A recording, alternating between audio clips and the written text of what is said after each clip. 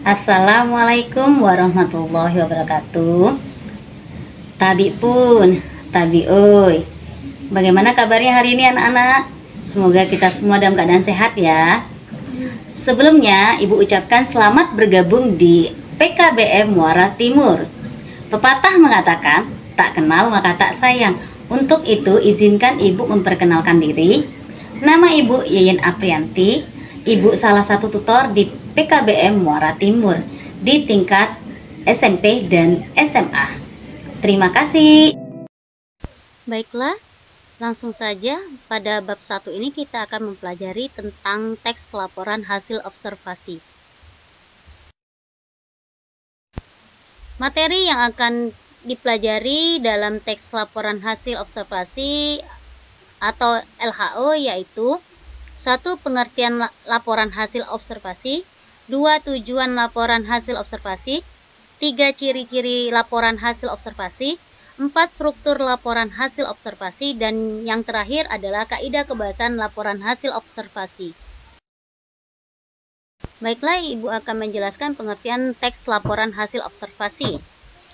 Teks laporan hasil observasi adalah teks yang berisi penjabaran umum mengenai sesuatu yang didasarkan pada hasil pengamatan secara langsung atau observasi.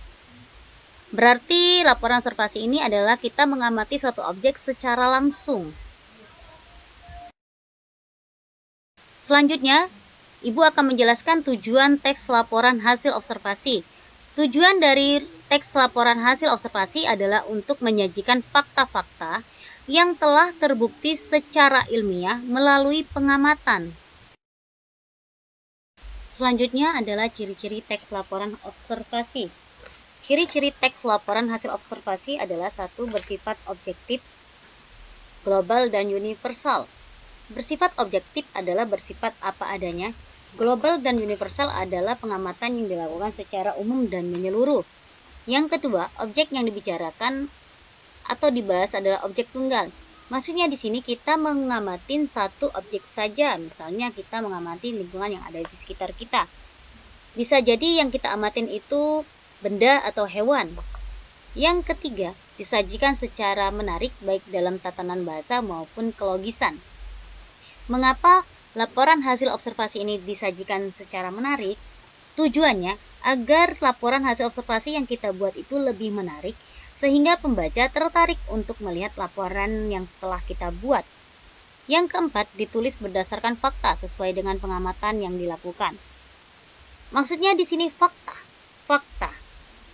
Mengapa? Karena kita melakukan pengamatan secara langsung dengan adanya catatan atas pengumpulan fakta-fakta yang telah kita amatin. Yang kelima, informasi teks merupakan hasil penelitian terkini yang sudah terbukti kebenarannya. Selanjutnya adalah struktur laporan hasil observasi. Struktur laporan hasil observasi ini ada 4 bagian. Yang pertama, definisi umum. Definisi umum merupakan pembukaan yang berisi pengertian mengenai sesuatu yang dibahas di dalam teks. Yang kedua, definisi bagian. Definisi bagian merupakan bagian yang berisi ide pokok dari setiap paragraf atau penjelasan rinci. Yang ketiga, definisi manfaat atau perilaku. Definisi manfaat atau perilaku adalah merupakan bagian yang menjelaskan manfaat dari sesuatu yang dilaporkan, biasanya untuk benda mati. Yang keempat, penutup atau simpulan, merupakan bagian rincian akhir laporan hasil observasi. Penutup dapat berisi simpulan berupa tanggapan penulis tentang objek yang dibahas. Selanjutnya yaitu kita akan membahas tentang kaidah kebahasaan teks laporan hasil observasi. Yang pertama ada kata. Kata adalah satuan bahasa yang terkecil yang memiliki satu pengertian. Contohnya, saya, kamu, dia, ini, itu, dan lainnya. Yang kedua ada frasa. Frasa adalah gabungan dua kata atau lebih bersifat predikat. Contohnya, buku tulis, meja makan, bunga mawar. Yang ketiga ada verba atau kata kerja. Verba atau kata kerja adalah kata-kata yang menyatakan perbuatan, tindakan, proses, atau tindakan yang terjadi. Contohnya, makan, tidur, dan belajar. Yang keempat ada nomina atau kata benda. Nomina atau kata benda adalah kata yang mengacu pada manusia, hewan, dan tumbuhan. Contohnya, pena, buku, dan angin. Kaidah kebahasan yang kedua yaitu kalimat definisi. Kalimat definisi merupakan kalimat yang berisi tentang pengertian suatu hal. Biasanya memiliki kata kunci ialah, yaitu, adalah, yakni, dan lainnya. Contohnya, seruling adalah alat musik tiup. Kalimat deskripsi merupakan kalimat yang menerangkan sesuatu kegiatan. Contohnya, banjir disebabkan oleh. Pada kalimat tersebut dapat dideskripsikan atau dijelaskan penyebab banjir adalah karena hujan yang terus-menerus atau juga karena membuang sampah sembarangan. Kalimat yang kedua, mengapa kucing Persia disukai banyak orang? Pada kalimat tersebut dapat kita deskripsikan atau kita uraikan. Kucing Persia disukai banyak orang. 1. Karena lucu dan menggemaskan. 2. Memiliki rambut yang panjang lebat, berwajah bulat, bentuk hidung yang pesek. Kaidah kebahasaan yang ketiga adalah kalimat simplek.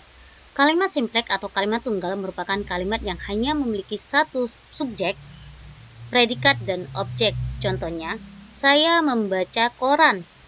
Saya merupakan subjek, membaca merupakan predikat, koran merupakan objek. Dalam kalimat ini memiliki satu subjek, satu predikat, dan satu objek.